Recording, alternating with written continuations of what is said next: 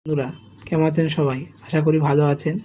বন্ধুরা, আজ আমাদের সকলের প্রিয় কবিগুরু রবীন্দ্রনাথ ঠাকুরের ১৬৫তম জন্মবার্ষিকী।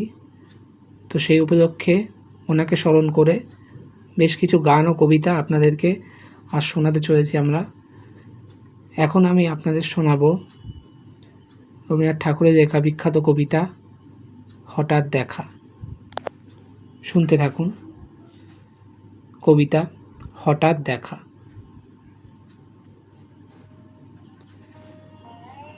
রেলগাড়ির কামরায় হঠাৎ দেখা, ভাবিনি সম্ভব হবে কোনো দিন।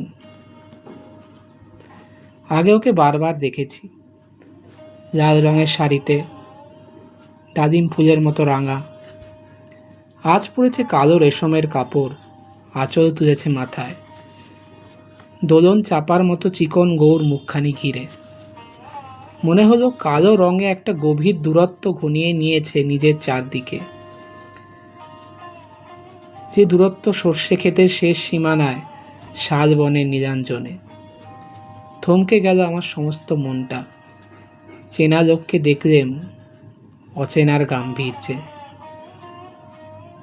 হঠাৎ খবরের কাগজ ফেলে দিয়ে আমাকে করলেন নমস্কার। সমাজবিধির পথ গেল খুলে, আলাপ করলেন শুরু, কেমন আছো, কেমন চলছে সংসার ইত্যাদি। সে রইল জানলার বাইরের দিকে চেয়ে, যেন কাছের দিনের ছোঁয়াচ পার হওয়া চাহনিতে। দিলে অত্যন্ত ছোট দুটো একটা জবাব, কোনোটা বা দিলেই না। বুঝিয়ে দিলে হাতে অস্থিরতায়, কেন এসব কথা, এর চেয়ে অনেক ভালো চুপ করে থাকা। আমি ছিলাম অন্য বেঞ্চিত সাথীদের সঙ্গে, একসময় আঙুল নেড়ে জানালে কাছে আসতে। মনে হলো কম সাহস না। বসলুম ওর এক বেঞ্চিতে, গাড়ির আওয়াজের আড়ালে বললে মৃদু স্বরে, কিছু মনে করো না, সময় কোথা সময় নষ্ট করবার। আমাকে নামতে হবে পরের স্টেশনেই, দূরে যাবে তুমি,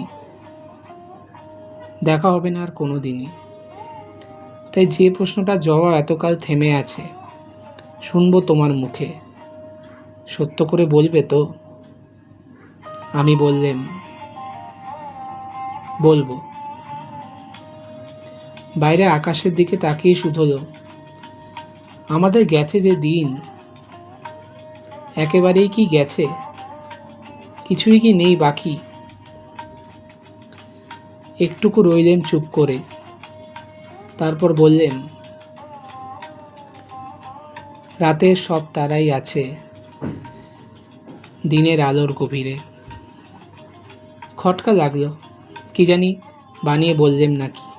ও বললে, থাক এখন যাও ওদিকে। সবাই নেমে গেল পরের স্টেশনে, আমি চললাম একা। বন্ধুরা, এই ভিডিওটি ভালো লাগলে লাইক, আপনার বন্ধুবান্ধব আত্মীয়স্বজনের সঙ্গে শেয়ার এবং চ্যানেলটিকে অবশ্যই সাবস্ক্রাইব করবেন। এবং মায়ের চ্যানেল সুজ লাইফস্টাইল টক্সেও কিন্তু ভিডিও আপলোড করা হয়, আজকেও হবে, আপনারা সেগুলোও চেক আউট করে দেখবেন। আজ তাহলে আসি, ভালো থাকবেন।